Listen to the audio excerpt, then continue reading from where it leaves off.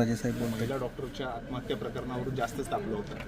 कसं बघता, काय तुम्ही कोणता अजेंडा घेऊन तुम्ही लोकांसमोर गेला होता आणि काय सांगाल आता? आता मतदानाच्या शुभ दिवशी हा विषय काढायची काही गरज आहे. मी सगळ्यांनीच माझी भाषणं बघितली आणि मी स्पष्ट केलं होतं की हे इलेक्शन काही पैठणच्या भविष्यावर, पैठणच्या महिलांच्या भविष्यावर, सुरक्षितेवर अवलंबून आहे.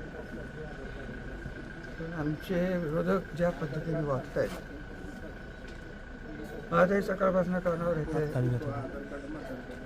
वॉर्डात बूथ केंद्रावर जाऊन मागं पुढं कर, अजून काय काय कर, हे त्यांचे नेहमीचे उद्योग सुरू. त्यामुळे वातावरण तापाचा प्रश्न येत नव्हता. लोकांच्यापर्यंत आमच्या शहराची जी बेआबरू झाली, सातारा तालुक्याची, सातारा जिल्ह्याचीच त्याच्यात बेआबरू झाली, लोकांच्यापर्यंत पोहोचवणं गरजेचं होतं. सरकारने त्या बाबतीत योग्य ॲक्शन घ्यावी ही भावना होती. धन्यवाद.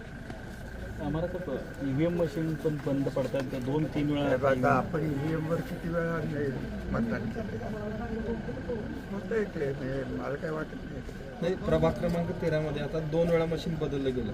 काय त्याला काय करायचं. पण प्रशासनाकडे वेळ वाढवून द्यायला नाही म्हणून सांगतात. ते म्हणतात 5:30 पर्यंतच आहे तेवढी वेळ आम्ही दिली. नाही ते बघू ना आपण. ते काय हे प्रशासन म्हणजे काय अंतिम प्रशासन. तक्रार झाली आणि लोक जर रांगेत उभे राहिले असतील, त्यांना रांगेतल्या लोकांना ते मतदान करायलाच पाहिजे. उमेदवारांना म्हणा घाबरू नका, शुभेच्छा, विजय आपला आहे.